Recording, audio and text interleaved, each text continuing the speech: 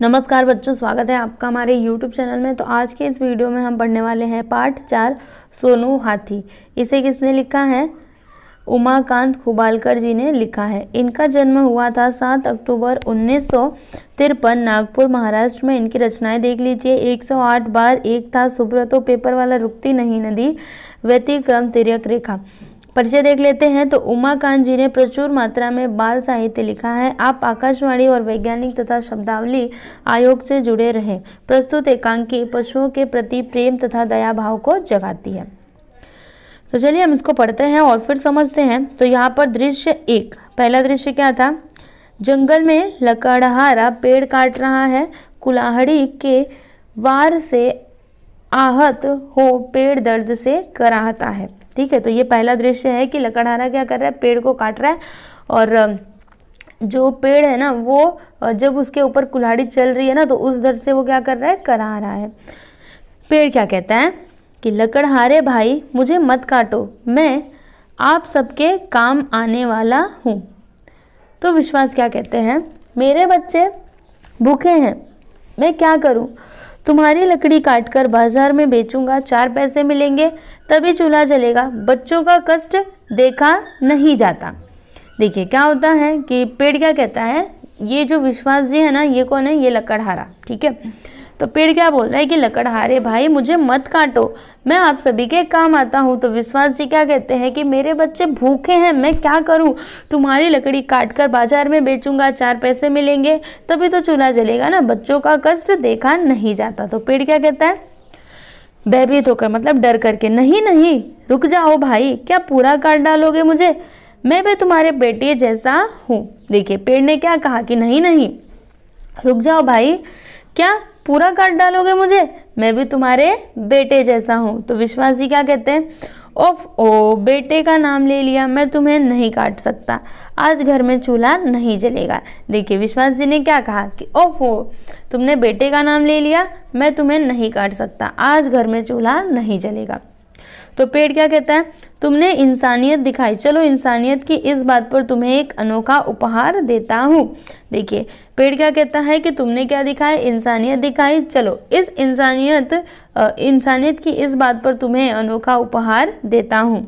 तब देखिए विश्वास क्या कह रहे हैं कि खुश होकर कहते हैं ना, अंधे को आँख और भूखे को खाना, इससे ज़्यादा और क्या चाहिए? मतलब जो ज़रूरतमंद है उसको उसकी ज़रूरत का सामान देना। जैसे कोई भूखा है तो उसे आप क्या दोगे? खाना दोगे। कोई अंधा है तो उसे क्या चाहिए? आँख चाहिए। ठीक है, तो ऐसा विश्वास ने कहा। फिर पेड़ क्या कहता है? पार्श्व में नन्हे हाथी के चिंघाड़ने का स्वर गूंजता है। मतलब पीछे ना जो छोटा सा हाथी रहता है उसके चिंघाड़ने का जो आवाज़ है ना, वो गूंजने लगता है। तो पेड़ क्या बोल रहा है कि ये नन्हा हाथी अपने परिवार से क्या हुआ था? बिछड़ गया है। ठीक है, इसे तुम अपने साथ ले जाओ, यह बीमार है बेचारा, 8 दिनों से भूखा है। तब विश्वास ने क्या कहा? देखिए चौंक करके कहा, क्या कहा? इसको अपने साथ ले जाऊं? यहाँ तो अपने रहने का ठौर ठिकाना नहीं है, इसे कहाँ रखूंगा? क्या खिलाऊंगा? और डॉक्टर को पैसे कहाँ से दूंगा? देखिए विश्वास ने चौंक करके कहा कि क्या कहा? इसे मैं अपने साथ कैसे ले जाऊं? यहाँ तो अपने ही रहने का ठौर ठिकाना नहीं है, मतलब मैं खुद ही अपना पेट नहीं पाल पा रहा हूँ, मेरे खुद ही बच्चे हैं, उनको भरपेट भोजन नहीं दे पा रहा हूँ, तो फिर मैं इसे कहाँ रखूंगा? क्या खिलाऊंगा? और फिर डॉक्टर को पैसे कहाँ से दूंगा? तो पेड़ क्या कहता है? मेरी बात मानकर इसे अपने साथ ले जाओ, तुम्हारे काम अवश्य आएगा। फिर पेड़ ने कहा कि मेरी बात मानो और इसे अपने साथ लेकर जाओ, यह तुम्हारे काम जरूर आएगा। तो विश्वास क्या कहता है? यह कैसी सौदेबाजी है, घर ले जाकर इसका क्या अचार डालूंगा? क्या कहा विश्वास जी ने कि यह कैसी सौदेबाजी है, घर ले जाकर इसका क्या अचार डालूंगा? तब देखो आगे क्या होता है। पेड़ क्या कहता है? भाई मैं कई जगह से कटा हुआ हूँ, अब आंधी तूफान में कैसे बचूंगा? इसे अपने पास नहीं रख सकता। क्या यह तुम्हारा बेटा नहीं बन सकता? क्या यह तुम्हारा प्यार नहीं पा सकता? देखिए पेड़ ने क्या कहा कि भाई मैं कई जगह से क्या हुआ हूँ? कटा हुआ हूँ। अब आंधी तूफान में कैसे बचूंगा? मतलब अगर आंधी तूफान आएगी तो मैं कैसे बचूंगा? इसे मैं अपने पास नहीं रख सकता। क्या यह तुम्हारा बेटा नहीं बन सकता? क्या यह तुम्हारा प्यार नहीं पा सकता? तो विश्वास क्या कहते हैं? ठीक कहते हो, तुम्हें काटकर मैंने बड़ा अपराध किया है, अब दोबारा यह काम नहीं करूँगा, कोई ना कोई रास्ता निकल आएगा। आज से मैं इसे सोनू कहूँगा। इसे देखकर बच्चे खुश होंगे। अब दूसरा दृश्य देखिएगा क्या होता है। घर के आंगन में नन्हा हाथी और विश्वास खड़े हैं। सोनू स्वभाववश चिंघाड़ता है। सुमित्रा दरवाजा खोलकर बाहर आती है। पति के साथ नन्हे हाथी को देखकर चौंक पड़ती है। देखिए दूसरा दृश्य क्या होता है, वो तो पहला दृश्य था। अभी दूसरे दृश्य में क्या होता है कि घर के आंगन में नन्हा हाथी और विश्वास खड़े हैं। सोनू का स्वभाव है चिंघाड़ना, तो वो चिंघाड़ता है। तो सुमित्रा दरवाजा खोल करके बाहर आती है। सुमित्रा कौन है? उस लकड़हारे की बीवी, मतलब उसकी पत्नी है। ठीक है, पति के साथ नन्हे हाथी को देखकर वह चौंक पड़ती है। तो विश्वास क्या कहता है, देखिए सोनू से, सोनू ये तुम्हारी माताजी। क्या बोल रहा है जो विश्वास है ना, वो सोनू से, मतलब उस हाथी से बोल रहा है कि सोनू ये तुम्हारी माताजी। सुमित्रा झल्लाते हुए, मतलब एकदम गुस्से से क्या कहती है, ये क्या देख रही हो, घर में नहीं है दाने, अम्मा चली भुनाने, किसको पकड़ लाए हो? घर में 2 बच्चे हैं, उनकी चिंता नहीं है तुम्हें, इसको भी ले आए, कहाँ रखोगे, क्या खिलाओगे?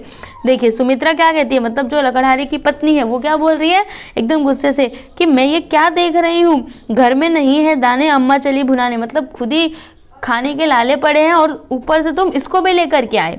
ठीक है, किसको पकड़ लाए हो, घर में 2 बच्चे हैं, उनकी चिंता नहीं है तुम्हें, इसको भी ले आए, कहाँ रखोगे, क्या खिलाओगे?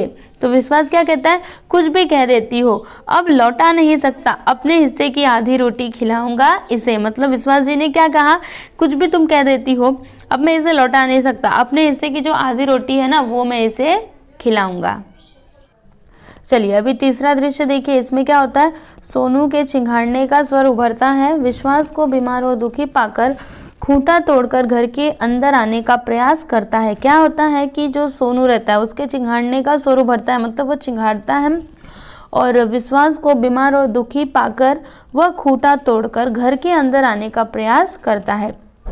तो विश्वास जी खुशी से कहते हैं, क्या कहते हैं, आजा मेरे लाडले, तेरे पास आते ही कलेजे में ठंडक पहुंच रही है। मुझे बड़ा दुख है कि मैं तुम्हारे लिए ज़्यादा कुछ नहीं कर पा रहा हूँ। तो सुमित्रा गुस्से से क्या कहती है, मैं तुम्हें इसे घर में नहीं लाने दूंगी। क्या बोलती है गुस्से से कि मैं तुम्हें इसे घर में नहीं लाने दूंगी।